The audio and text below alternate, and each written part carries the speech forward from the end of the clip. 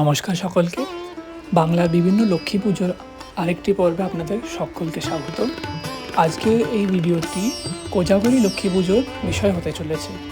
কোজাগরী লক্ষ্মী পুজো আমরা কম বেশি সকলেই কিন্তু জেনে থাকি। কোজাগরী লক্ষ্মী পুজোর ব্যাপারে দুর্গা পুজোর পরে যে পূর্ণিমাটি আসে সেটা কিন্তু কোজাগরী লক্ষ্মী পুজো হয়ে থাকে। এই পুজোরও কিন্তু বিভিন্ন রকম বৈশিষ্ট্য আছে বিভিন্ন জায়গায়। আগে আমরা জেনে নিই কোজাগরী লক্ষ্মী পুজোতে মূলত কী রকম পুজো হয়ে থাকে, যেটা আমি শুনেছি বা আমি দেখেছি, সেটা আমি কিন্তু আপনাদের সঙ্গে শেয়ার করতে চলেছি। আর আমরা কিন্তু জানি যে কোজাগরী লক্ষ্মী পুজো কিন্তু আমরা শুনে থাকি যে কোজাগরী লক্ষ্মী পুজো হচ্ছে মূলত পূর্ববঙ্গীয় মানুষদের পুজো। যারা পূর্ববঙ্গ থেকে এসেছেন তারা এই রীতিকে নিয়ে এসছেন। যদিও এটা আমরা বলে থাকি, তাও কিন্তু অনেকই এদেশীয় বাড়িতে কিন্তু দুর্গাপুজো যে বাড়িতে হয় সেই বাড়িতে কিন্তু লক্ষ্মী পুজো হয়ে থাকে। হ্যাঁ, একটু কম হয়ে থাকে, কিন্তু লক্ষ্মী পুজো কিন্তু হয়ে থাকে। আর এখন কিন্তু অনেকেই কিন্তু এই পুজোটা শুরু করে দিয়েছে। হয়তো পূর্ববঙ্গীয় রীতি থেকে ইন্সপায়ার হয়ে অনেকে শুরু করেছেন, আবার অনেকে হয়তো এটা আগের থেকেই ছিল। তো এই পুজো বিভিন্ন রকমের হয়ে থাকে। এদেশীয়রা কোজাগরী পূর্ণিমার দিন সত্যনারায়ণ পুজো করে থাকে বা লক্ষ্মীনারায়ণ পুজো করে থাকে, কিন্তু পূর্ববঙ্গীয় রীতি একটু ইউনিক আছে। যেমন মা লক্ষ্মীর সরাতে পুজো হয়। সরা থাকে 3 পুতুলের বা 5 পুতুলের। 3 পুতুলে যেমন থাকে লক্ষ্মী থাকে, তার দুই পাশে দুটি সখী থাকে। আর 5 পুতুলে কিন্তু মা দুর্গা এবং তার পরিবার থাকে, আর তার নিচে কিন্তু মা লক্ষ্মীর ও আঁকা থাকে। আবার কোনো সরায় মা লক্ষ্মী এবং প্রভু নারায়ণের যুগল মূর্তিও দেখা যায়। আবার কোনো সরায় রাধাকৃষ্ণ সঙ্গে মা লক্ষ্মীকেও কিন্তু দেখা যায়। তো যে বংশে যেমন কুলাচার হয়ে আসছে সেইভাবে কিন্তু পুজো হয়ে থাকে। সরার পুজোর পরে এবার আসি হচ্ছে কলা বউয়ের পুজোয়। দুর্গা পুজো যেমন নবপত্রিকা কলা গাছের সঙ্গে বেঁধে কলা বউ প্রস্তুত করা হয়, ঠিক তেমনই লক্ষ্মী পুজোতেও কিন্তু ঠিক ওইভাবেই একটি কলা বউ প্রস্তুত করা হয়, যাকে সরার সঙ্গে অনেকে পুজো করেন, আবার পৃথকভাবেও কিন্তু অনেকে মা লক্ষ্মী রূপে পুজো করেন। কলা বউর সঙ্গে সঙ্গে কিন্তু অনেক জায়গায় দেখা যায় যে ধানের লক্ষ্মীর পুজো হয়ে থাকে, যেখানে মা লক্ষ্মীর সাজ, যেমন মা লক্ষ্মীর ঝাঁপিতে ধান ভর্তি করে রাখা, সেটাকে একটি আঁচল বা একটি শাড়ি দিয়ে ঢাকা, এবং সঙ্গে অনেক রকম কড়ি, গাছকৌটো, প্যাঁচা, শঙ্খ, এইভাবে দিয়ে কিন্তু অনেক জায়গায় মা লক্ষ্মীকে সাজানো হয়ে থাকে। এটাও কিন্তু কিছু পূর্ববঙ্গীয় বাড়িতে কিন্তু এরম পুজো হয়ে আসে। আবার কিন্তু এই পুজোর সঙ্গে আমরা মিল পাবো খন্দলক্ষ্মীর পুজোর সঙ্গে, যেটা ব্যাপারে আমি পরে ভিডিও বানাবো। খন্দলক্ষ্মীর পুজোর ওপর আমি একটি ডিটেলে ভিডিও বানাতে চলেছি। তো সেটার সঙ্গে কিন্তু অনেকে আপনারা কিন্তু মিল খুঁজতে পারবেন। আর প্রতিমাতে তো পুজো হয়েই থাকে। মাটির প্রতিমা অনেকে প্রত্যেক বছর নতুন এনে পুরানো প্রতিমাকে নিরঞ্জন করে নতুন প্রতিমা এনে পুজো করেন। আবার যাদের গৃহমন্দিরে পাথরের বা পিতলের মা লক্ষ্মী আছেন, লক্ষ্মীনারায়ণ আছেন, তাদের অনেকে পুজো করে থাকেন। আবার অনেকে কিন্তু পটেই পুজো করে থাকেন। বেশিরভাগ দেখা যায় যে যাদের হয়তো আদি বাড়ি বা গ্রামের বাড়িতে কলা বউ, সরা বা ধানে পুজো হচ্ছে, আর তাদেরই হয়তো পরিবারের সদস্যরা হয়তো শহরে আছেন, বাইরে আছেন, তারা কিন্তু হচ্ছে ছবিতে পুজো করে থাকেন। কারণ অনেক জায়গাতেই হচ্ছে বলা হয় যে একই নিয়মে হচ্ছে 2 জায়গায় পুজো করে না।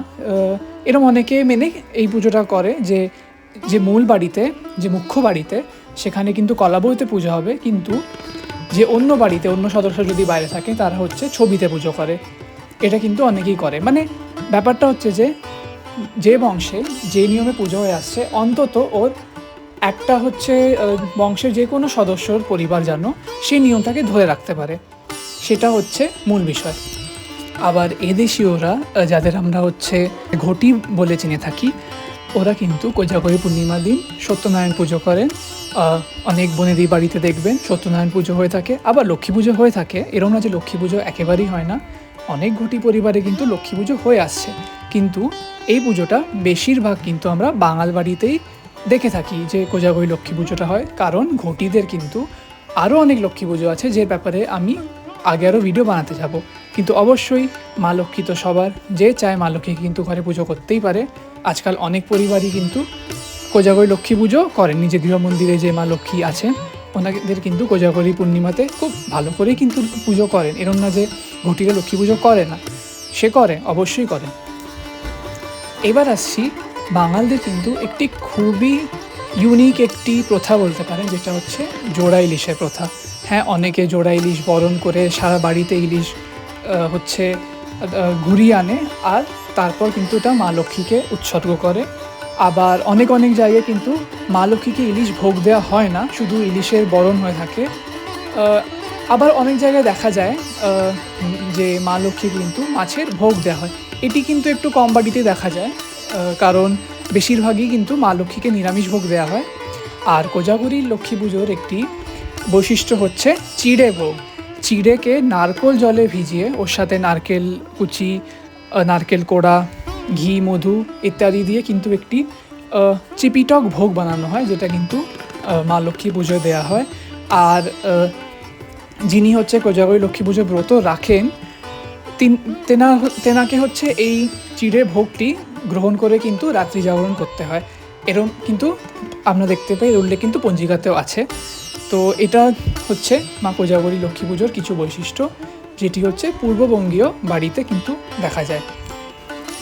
আবার কিন্তু অনেক বাঙাল বাড়িতে আপনারা দেখবেন যে সরস্বতী পুজোর দিনও কিন্তু এই একই ইলিশ মাছ বরণ করে আনা হয়।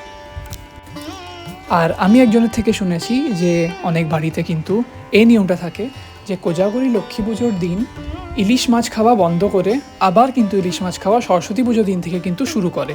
কোজাগরী লক্ষ্মী পুজো থেকে সরস্বতী পুজো অবধি নাকি ইলিশ মাছ খাওয়া অনেক বাড়িতে বন্ধ থাকে। আর এবং ইলিশ মাছের যে সিজনটা ওইটা ওই সময় খুব একটা ইলিশ মাছ পাওয়াও যায় না দেখতে গেলে। তো অনেক জায়গায় অনেক নিয়ম। আমরা জানি যে আমাদের যে সংস্কৃতি বা আমাদের যে কালচার, সেটা কিন্তু আমাদের ভৌগোলিক স্থিতি থেকে কিন্তু আমরা পাই। তো হতে পারে সেই জন্যই হয়তো এই নিয়মগুলো বানানো। মা লক্ষ্মী কিন্তু গুড় আর নারকেলের জিনিস কিন্তু দেয়া হয়েই থাকে।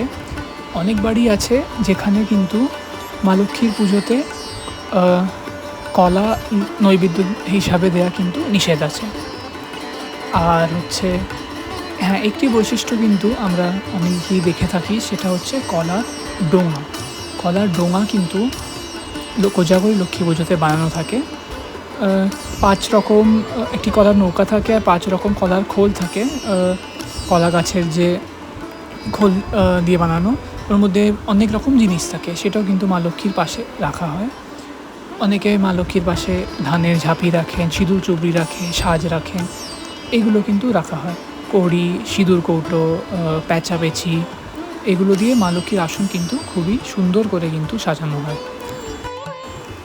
মা লক্ষ্মীর পুজোতে তো আলপনা দেয়াই থাকে। আলপনা চালের বাটা দিয়ে করা হয়, অনেকে হচ্ছে খড়ি মাটি দিয়েও করে থাকেন। আর আজকাল ফ্যাব্রিক দিয়েও কিন্তু সুবিধা বুঝে ফ্যাব্রিক দিয়েও করা হয়। দুয়ারে কিন্তু একটি আলপনা দেওয়া থাকে। আবার মা লক্ষ্মীর পা এঁকে এঁকে যেখানে পুজো হচ্ছে সেই স্থান অবধি অনেকে মা লক্ষ্মীর পা এবং ধানের ছড়া কিন্তু একটি লম্বা লাইনে আঁকেন। আর যেখানে ঘর বসানো হয় আর যেখানে পুজো হবে তার সামনেও কিন্তু আলপনা দেওয়া থাকে। এই ছিল কোজাগরী লক্ষ্মী পুজোর বিভিন্ন রকম বৈশিষ্ট্য।